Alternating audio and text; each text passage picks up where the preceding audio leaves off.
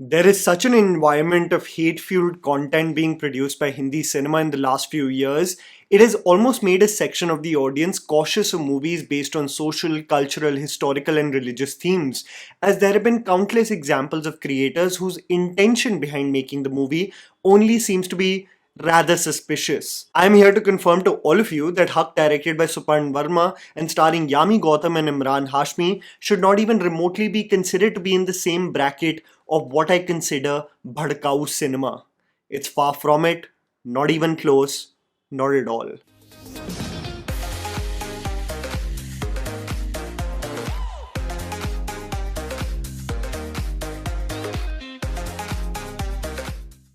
HAQ is a courtroom drama that is inspired by the Shah Bano case in 1985, a maintenance lawsuit against her husband, Muhammad Ahmad Khan in India, that provided a judgment which favored the aggrieved divorced Muslim woman, providing the right to the basic maintenance for Muslim women beyond the period of iddat contrary to Shariat. This judgment was met with extreme criticism from fundamentalists as they assumed it to be matters that do not need to come under the purview of secular law. The film takes inspiration from the case rather than actually representing the parties. Shah Bano's daughter had filed a case against the makers of the movie, wanting to stay the release of the film, citing that the film was made without the family's consent and misrepresented personal aspects of her late mother's life, and also stated that the film commercially exploits the privacy and personality of her deceased mother without taking consent from her legal heirs. This petition was dismissed as the film in its disclaimer state that it's a dramatization, fictional, and an adaptation of the book written by Jigna Vora titled Bano Bharat Ki Beti. Since the past 2 or 3 days, there is also a hashtag ban HAQ movement also taking place on X. But with all of this noise, I went in still hopeful in the theatre, as these are the same producers that brought us a compelling courtroom drama like Sirf Ek Banda Kafi Hai, produced by Suparn Verma, and his directorial skills in Family Man Season 2 were impeccable. They promised 3 courtroom dramas post Banda, and this is the second in their slate. I must also state that I am fascinated by the choices that Harman Baweja is making as a producer, backing films like Mrs. and Bhagwat recently that both dropped on Z5 and were genuinely compelling pieces of work. The film follows the married life of Shazia, played by Yami Gautam, and advocate Muhammad Ahmad Khan, played by Emraan Hashmi. As Muslim personal law permits the men to have multiple wives, a new wife appears in the dynamic, and this causes rifts between Shazia and Muhammad. The husband separates from his first wife by vocally communicating talaq 3 times, and Shazia is to fend for herself with her 3 children, with the maintenance given by her husband initially. As the periodic payments come to a halt, Shazia approaches the Sessions Court to file a criminal suit against her husband for not providing maintenance to her and their 3 children, and the arguments that follow in the hearing essentially become a courtroom drama that is the basic crux of HAQ, directed by Suparn Verma. Here's me telling you the good and bad aspects of the film so that you guys can ultimately decide whether to watch HAQ in theaters or not. The underwhelming aspects: editing pattern and minor elements. One of the most odd elements of this movie, and this is even true for how a movie like Banda was edited, is that the connective tissue between scenes is usually a fade to black rather than a seamless organic progression from one scene to the other. Either the scenes fade to black or do a time jump in years that have passed. This often makes the storyline have an abrupt halt as you are getting invested into the lives of the characters.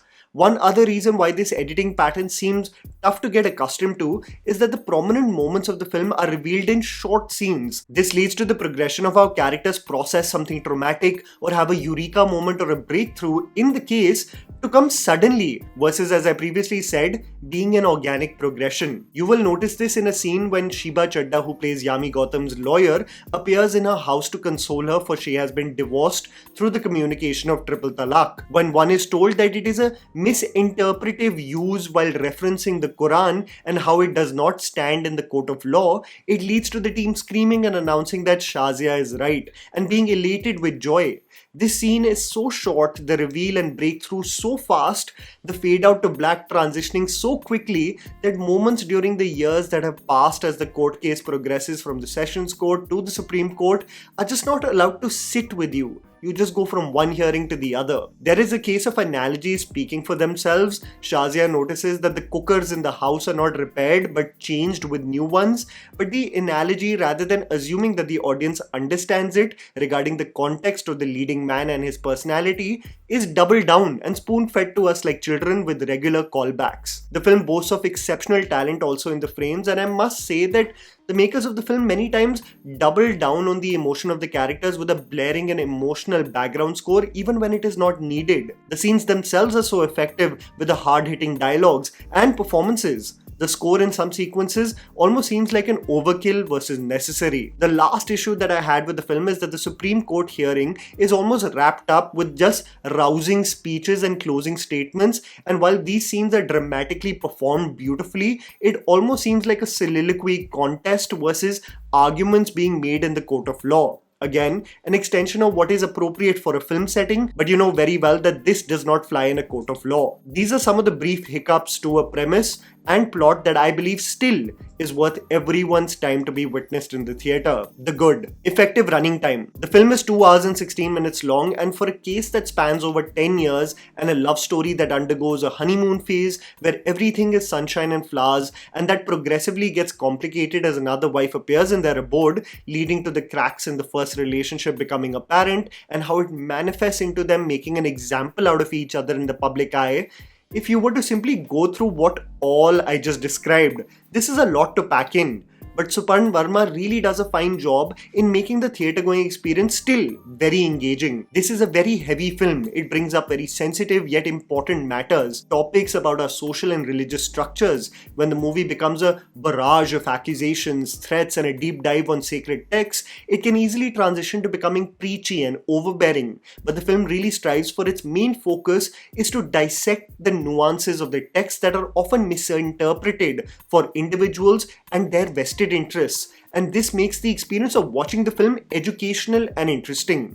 To pack in so much in this effective running time is truly commendable, as anything beyond the 2 hours and 30-minute mark would have definitely created an exhausting watching experience. Patriarchy and how it manifests in treatment. The exceptional attention to detail of a woman's experience is beautifully presented through the subtle moments in this film. Shazia is a woman who considers herself to be an equal in society. This is an extension of being treated with immense respect by her own father prior to her marriage. She questions aspects around her, demands for explanations, but is also accepting of patriarchal gender norms, for she is willingly carrying out the tasks in the home for the love that she has for her husband.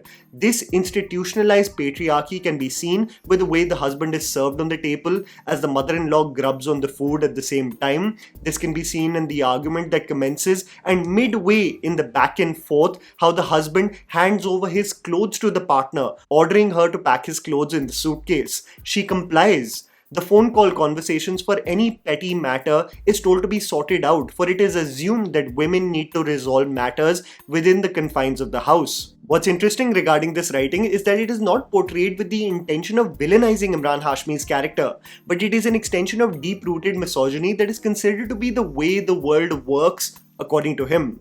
The character of Mohammad Ahmed Khan does not do these acts as a means to intentionally hurt his wife, contrary to how terrible the husband's character was in a movie like Mrs., intentionally insulting his wife to hurt her. In this case, he just assumes that nothing is wrong in these structured gender roles. The film also presents aged fundamentalists and sexists never having eye contact with Shazia when reprimanding her, consistently addressing the male figure in the room to shake some sense in her as if she was a child. The man-child in the house also has his doting mother acting like the mediator, really making the dynamic frustrating for Shazia as there seems to be no accountability as things get progressively worse.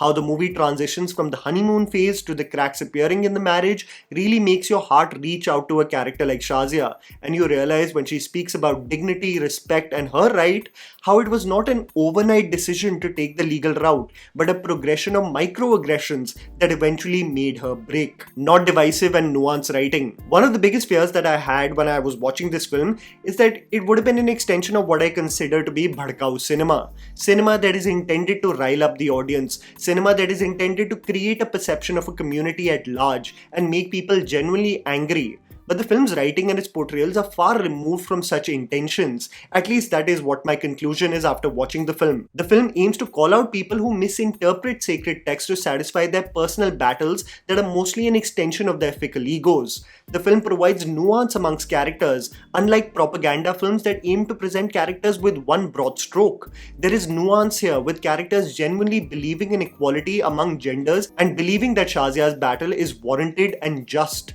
This is especially true for Danish Hussain, who plays the role of Shazia's father, a voice of reason and a pillar of support that never lets Shazia's spirit break down, and Sheba Chadda, the representative lawyer for Shazia. I even loved Vartika Singh in this movie as the second wife, as the film does not expand on her character by making the dynamic between the two wives a catfight. I feared the worst, but I must tell you that the film really dares to dive deep on many religious and social themes with great sensitivity, and a lot of it has to do with the conviction of the performances in this film. The lead actors. Emraan Hashmi is brilliant as advocate Muhammad Ahmad Khan. There is a stubbornness and ego that is prevalent in his demeanor that is consistent in the film, that does not extract a generic evil villain out of him, but just a man, despite being educated, who seems to be stuck in his patriarchal ways and will do anything but apologize, for his ego cannot stand what his wife is making him go through.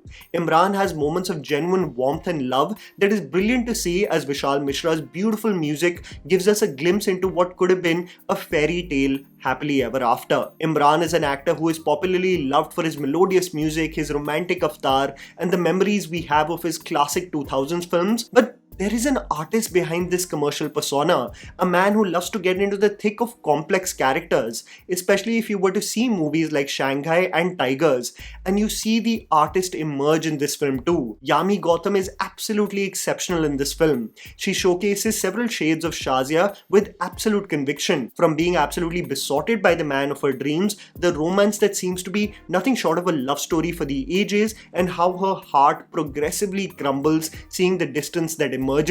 In dramatic moments, Yami adds great amount of detailing in her performance. While pregnant, she would get into a heated argument with the husband and progressively be short of breath. There are hot flashes that appear as she is running between the home and the office just to catch a glimpse of her distant husband. It's these subtle details that Yami adds that really makes me believe she has a grasp on the craft like never before in her career. Your heart reaches out to her in the concluding moments as she calls for help, making it very clear in my head that it will be an absolute travesty if Yami does not win all the major awards next year for this movie, making HAQ a genuinely riveting, effective, and I would say important film to witness in theatres. In the midst of cinema that wants to extract an angry reaction from you, this movie genuinely makes you introspect, something you cannot say for a lot of movies in this calendar year. And that was a video, guys.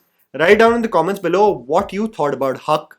Please don't forget to follow me on Instagram. The handle is right in front of you. Follow me at JammyPants4. Also, please support us by smashing the like button and subscribing to our channel for weekly content ahead. Thank you for watching.